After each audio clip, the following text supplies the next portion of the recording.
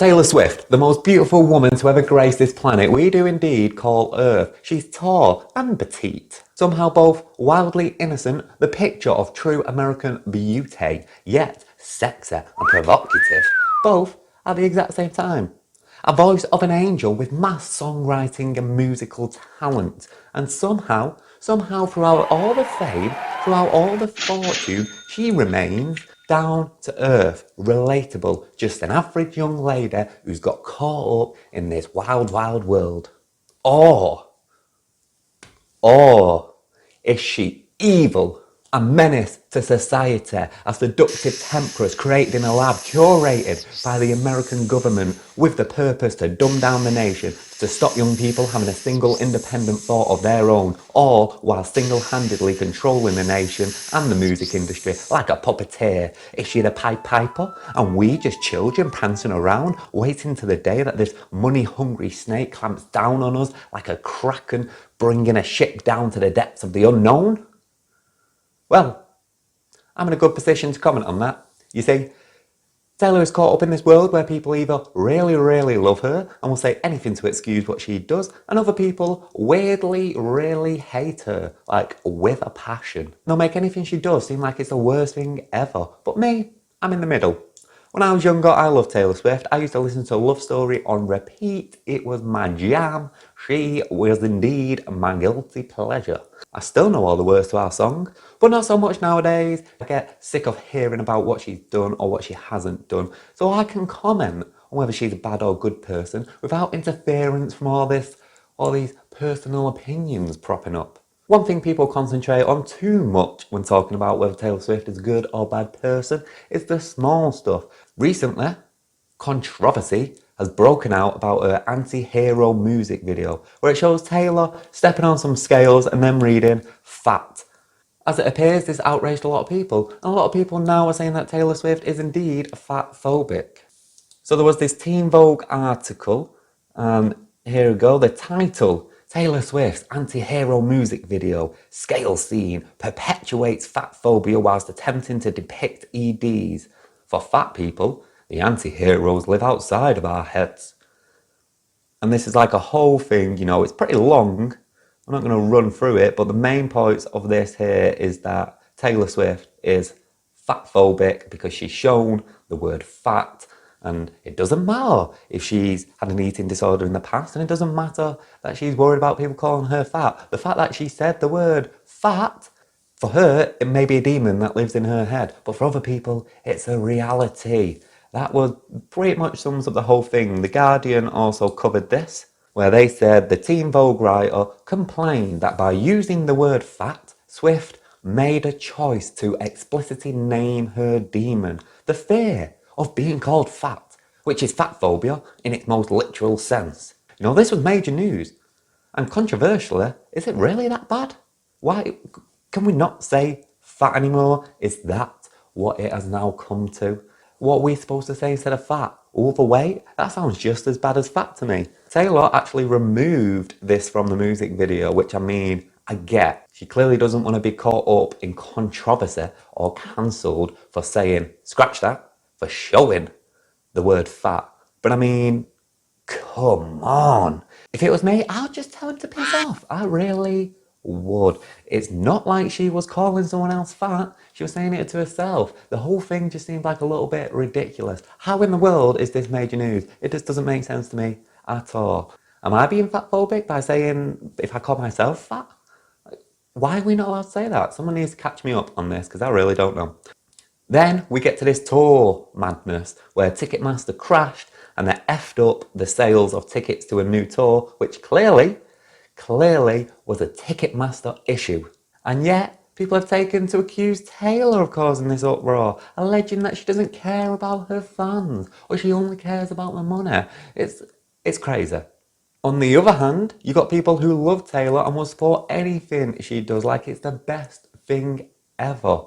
So I read this article of Taylor Swift donating around £10,000 each to two mothers struggling financially after the impacts of the coronavirus pandemic back in December. And her fans acted like she was an actual angel sent from above to save financially struggling individuals. And don't get me wrong, that's good. 10k is a whole lot of money, and I would not turn my nose up at 10k, but it's not for Tay-Tay, is it? That's not a lot of money for Taylor Swift. In comparison to how much money she makes, that's nothing.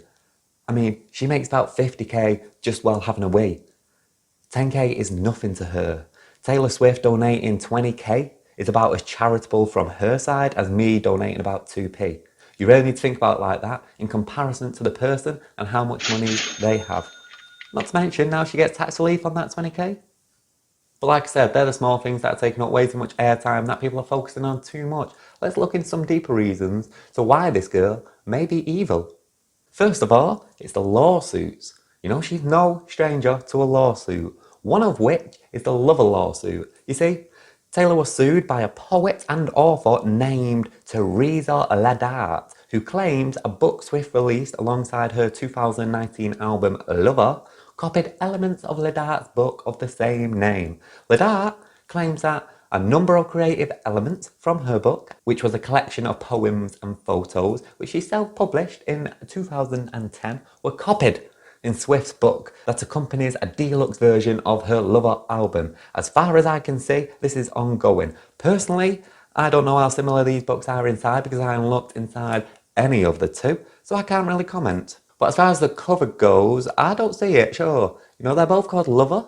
Both have selfies on the front and use pink and blue hues. Well, that's not that uncommon. You know, lover is a popular word, and blue and pinks do indeed complement the word lover.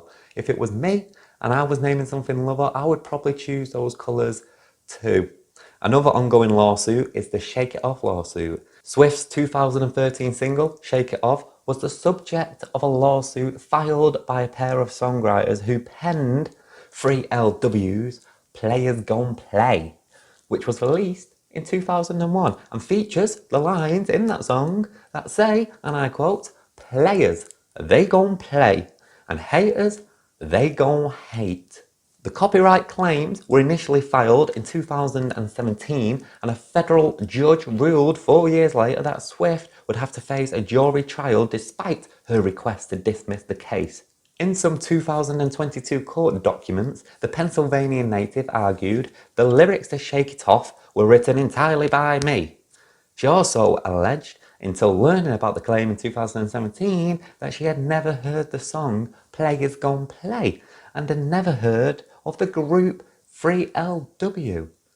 Which, to be fair, neither have I. So you can look at these lawsuits as an obvious case of Taylor being a bad person. You know, she's stealing lyrics, plagiarism and profiting off other people's creativity. Or not, it's really up to you. Personally, I find both to be a bit throwaway cases. It seems like a bunch of people are just trying to make a little bit of money. That Shake Off lawsuit in particular, these people suing Tay-Tay, they didn't make up Players Gon' Play, Haters Gon' Hate. You know, that's a phrase that has been around for years, surely.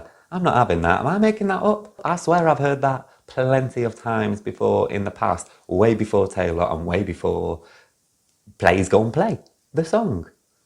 You know, that's a phrase that has been around. However, when you do look into it, Taylor Swift did trademark the phrase, Players Gonna Play, which I find to be ridiculous because, like I said, I swear that phrase has been around for a very long time. You can't just go trademarking everything you do. If you're that protective over it, then it just goes to show you don't want anyone else saying it but you. So hey, if I found out that she was trademarking Play's Gonna Play and I did a song way before that featured those lines, I'll probably sue you as well. Now, we can't speak about Taylor Swift without mentioning boys and her exes, can we?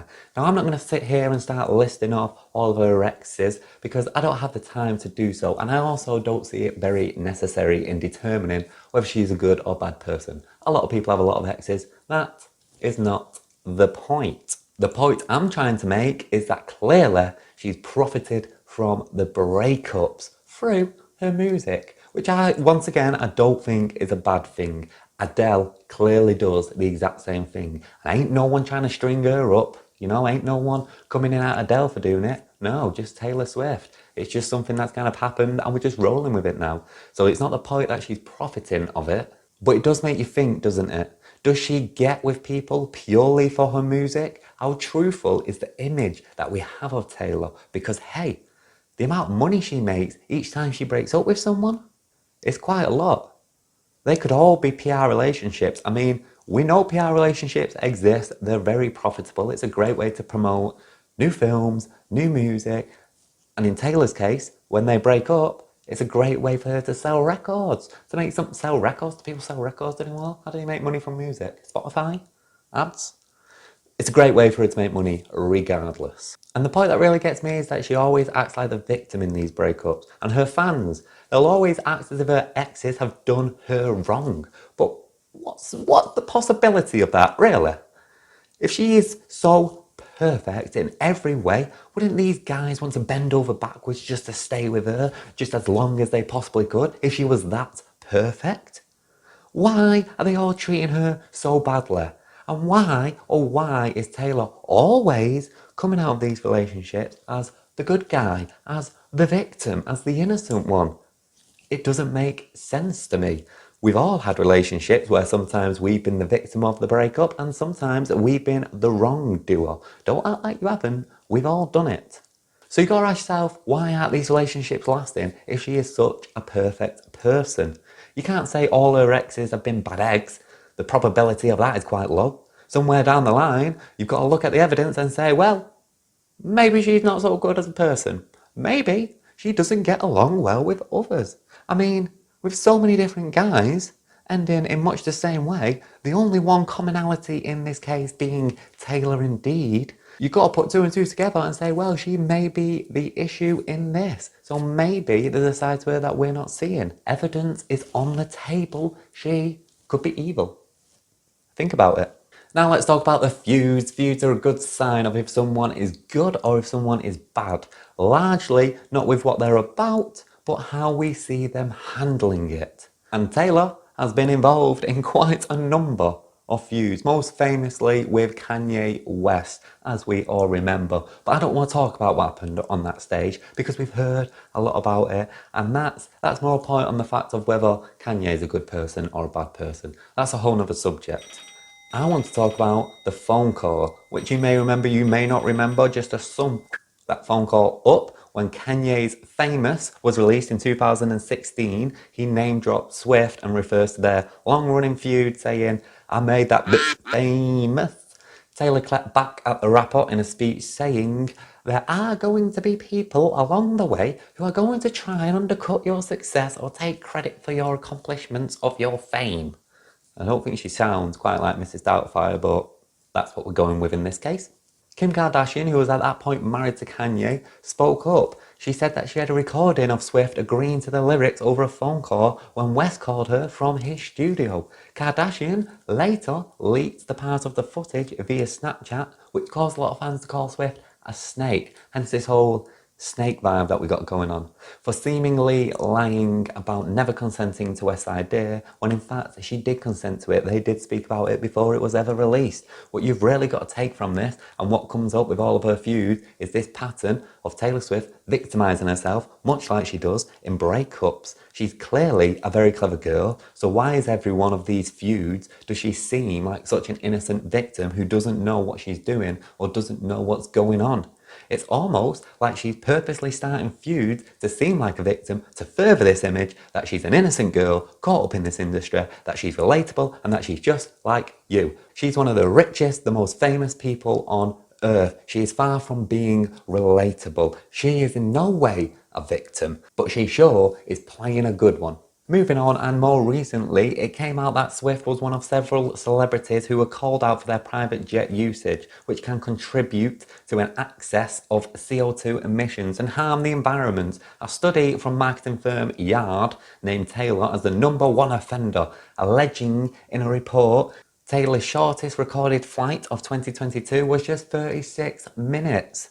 Swift's private jet had emitted over 8 million tonnes of carbon dioxide in 2022 alone. Since the beginning of the year, Swift has reportedly taken 170 trips and travelled an average of about 140 miles per flight. The singer's CO2 emissions totaled over 1 million times more than the average person's totally annual emissions.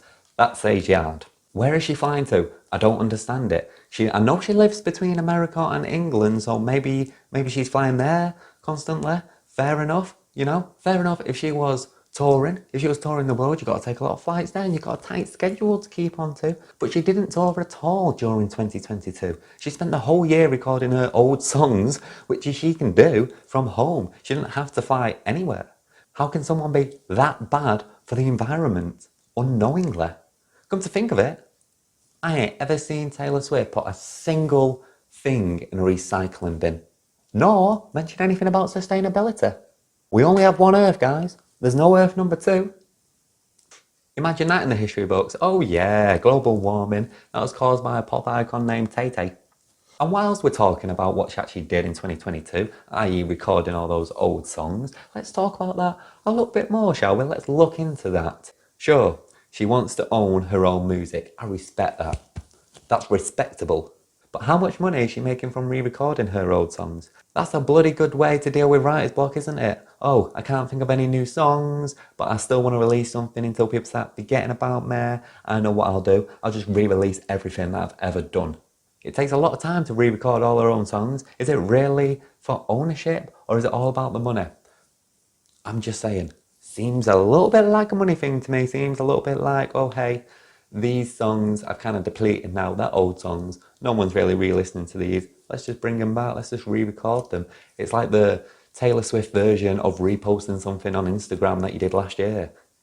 And the big thing we have to look into when discussing Taylor Swift, whether she's good or bad, is her influence. She's one of the most influential people ever. She has the power to influence millions. So how she uses that influence says a lot about her.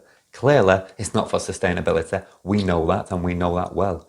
Judging by all her music being about her as a victim to the press, her reputation, her exes, it seems like the influence is being used to say, hey, don't trust boys, make lots of money, and please love me, please. Don't call me fat, love me, please. She could easily be doing more, but at the same time, she could easily be doing a lot less. All the scandals she gets caught up in, they do seem to be quite minuscule. It's not like she's telling people to hate a certain type of person. Well, other than fat people, I guess, eh? In conclusion, I think we idolise Taylor way too much. We almost have turned her into a character. She's fictional. She's no longer human to us. She either has to be a villain or a princess, a good guy or a bad guy. She's either part of the Illuminati, slowly influencing and dumbing down young people to not care about big issues, care about boys instead, your reputation, and to serve her as their future overlord. Or she's an angel who only lives to do good. So at the end of the day, I'm sure she does very bad things on occasion, and I'm sure she does very good things on occasion. We just don't know about it because we get caught up in all the little things. I bet she has days where in private she says some inappropriate comments, farts without excusing herself, and indulges herself in some not so PG activities and comments. On the other hand, she probably has days where she does nothing but encouraging thoughts, where she helps people out, where she allows music to give a young person who's struggling at least 5 minutes break from all the stresses of the world just to listen to a bit of music, which by the way, it's good music. It's very catchy, it's very well written. She writes it all herself. She's clearly a very talented woman. Maybe we should just remember that she's a real person and hey, she might even be watching this video, just like real people do. If you are watching this, Taylor, what's up? Please do a comment below and let us know whether you're a good or bad person. We would love to know once and for all. Are you evil? Are you not? If there was a scale of evil and good, I would put Taylor Swift more towards the good side than the evil side. Right?